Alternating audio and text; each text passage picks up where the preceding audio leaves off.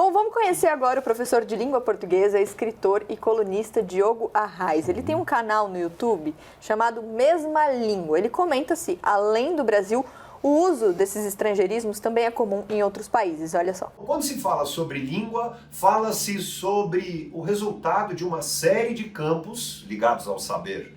Por exemplo, a influência sobre o esporte, a influência sobre a ciência como um todo, a influência, por exemplo, da própria arte. Então, é natural que com esses campos algumas palavras possam aparecer. Às vezes por uma questão de moda, às vezes pelo momento histórico em que se vive, como por exemplo no momento em que estamos, algumas palavras como lockdown, home office, passaram realmente a fazer parte do nosso cotidiano, do cotidiano da língua falada aqui no Brasil. Mas estrangeirismo não é apenas algo brasileiro. Não. Quando se fala sobre estrangeirismo, em qualquer lugar está-se sujeito à presença de palavras que não são ali da própria língua. E lembrando que língua é realmente o fruto dessa mistura. Então, há diversas palavras que não são apenas de uma determinada língua e nós temos que sair dessa ideia plenamente purista e que em muitos momentos faz muito mal.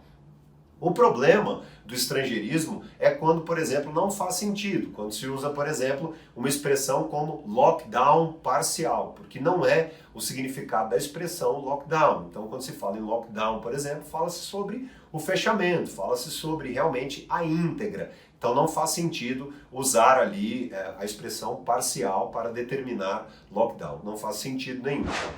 Obrigada, Diogo. E olha só, você já ganhou um ponto hoje. Então deixa eu ganhar outro. Não, minha vez primeiro.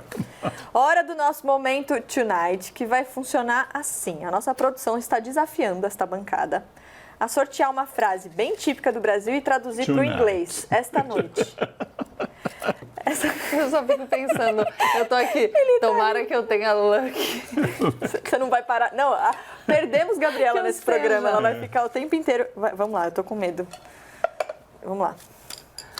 É só uma lembrancinha. Mas é que lembrancinha em inglês, it's just a little remember. A little remember, é isso, eu ia falar, it's just a little gift. Não, mas it's just a little remember. É um pequeno recuerdo. It's just a little memoir. Ai, gente, é só uma lembrancinha, é tão Brasil, né? É tão maravilhoso, eu adoro. Isso é a cor da língua, é único, né? Eu acho as coisas mais fascinantes é isso. It's a remembering.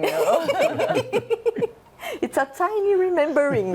A gente sabe que o nosso mundo corporativo também adora uma expressão em inglês. Então, a nossa produção preparou um dicionário do mundo corporativo. Adora. A gente vai ver aqui algumas expressões em inglês que são muito usadas e a Gabi já vai falar sobre esse adora, com muitas aspas, briefing. Ato de transmitir informação básica, instrução, norma, elaborado de uma forma concisa para orientar a execução de um determinado trabalho. Também é o conjunto dessas informações, instruções e normas. Briefing. O que a gente transforma aí para o português? É o que? É o tipo de appointment. Não, porque o Só briefing, piora. eu uso o briefing, então eu tô aqui Eu também uso briefing, saber mas pra aqui substituir. briefing eu acho muito específico. É que a questão é traduzir em uma única palavra todo o conteúdo. Então eu posso dizer reunião para determinar a orientação do... Fica mas muito então, aí é melhor o briefing, uma... você já está brifado? Já está brifado. Porque Isso. já está orientado? Sim, mas está orientado a Mas respeito do aí briefing. vem a segunda etapa do nosso anglicismo. Você já deletou? Ou seja, você não diz mouse, você diz mouse. Você pega o mouse e faz isso. Mas eu acho mais divertido assim, o peixe é baratinho, é tilápia. Subiu de preço, Saint-Pierre ou São Peter. O docinho da padaria está abaixo de R$10, bomba de chocolate. Acima de 15, eclair. Eu ou sempre chocolate. vou falar bomba de chocolate, gente. Mas posso? Então, Sempre. E aí o importante é a gente pensar, se a gente incorpora o estrangeirismo para se sobressair de alguma maneira com essa visão elitista, porque isso pode significar um desconhecimento da nossa própria língua. Sim. Então, eu até ouvi um pessoal que fala sobre o mundo corporativo dizer a gente trabalha num mundo globalizado, então faz sentido que a gente use expressões que a gente vai conseguir ser compreendido em mais de um lugar. Só que você também pode adaptar, você pode falar português no Brasil e inglês quando você tiver que falar inglês. Você não precisa usar os mesmos termos em todas as circunstâncias. Assim como você adapta a linguagem a depender do público que te escuta, você pode adaptar os termos. Eu não estou falando aqui contra os estrangeirismos de maneira absoluta, mas o interessante é trabalhar para usar o briefing, mas pensar sobre como você diria aquilo em português para que você tenha um vocabulário mais rico e não mais pobre. Até porque tem palavras que, como a gente viu, de fato existem no português. Então, a próxima que a gente vai ver do nosso dicionário de corporativismo aqui, dicionário do mundo corporativo, budget, orçamento. Simples. Simples. A gente vai mostrar ao longo do programa aqui mais traduções de palavras do inglês usadas no mundo corporativo. A quantidade de... Fica com a gente para ver a tradução de mais algumas aqui ao longo do programa. Agora a gente vai ouvir a Flora Tonzon-Devaux. Ela traduziu o clássico Memórias Póstumas de Brás Cubas, do Machado de Assis, para o inglês. O livro saiu pela editora Penguin no ano passado. Ela vive no Brasil há um tempinho, mas nasceu nos Estados Unidos e aprendeu português na universidade.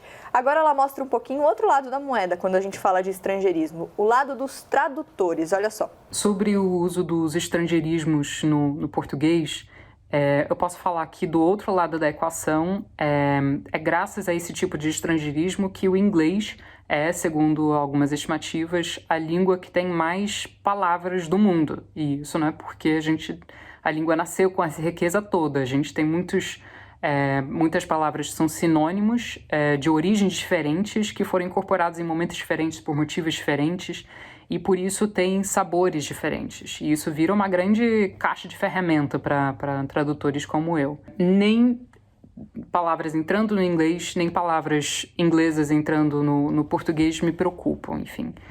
Quanto mais polinização desse tipo tiver entre inglês e português, meu trabalho vai ficar um pouquinho mais complicado, e já está ficando mais complicado, na verdade, porque quando eu vou traduzir textos contemporâneos, isso gera uma dificuldade a mais em termos de como lidar com esses termos em inglês que já estão incorporados, mas de um jeito alterado, ou seja, eu não posso só manter a palavra, porque ela já adquiriu um outro sentido. Enfim, além de tudo, eu queria dizer que esse não é um problema novo. E a respeito disso, eu achei uma crônica, na verdade, uma crônica do Machado, de 7 de março de 1889, em que ele zomba de um tal de Castro Lopes, que estava numa cruzada contra o uso das palavras francesas no português, que, enfim, a França tinha uma influência maior naquele momento, no século XIX, hoje em dia o inglês, mas é o mesmo problema. E o Machado adota, ele finge estar concordando com o cara, ele cria todo um personagem que está narrando a crônica, e aí tem uma hora que ele diz assim: nunca comi croquetes, por mais que me digam que não são bons, só por causa do nome francês. E por aí vai, evidentemente ele está tirando sarro do cara. Então, acho que pelo Machado, e eu sigo o Machado em muitas coisas, vou seguir nessa, não cabe histerismo, preocupação sobre esse tipo de uso. Podemos zelar perfeitamente pelo respeito à língua portuguesa sem vetar importações.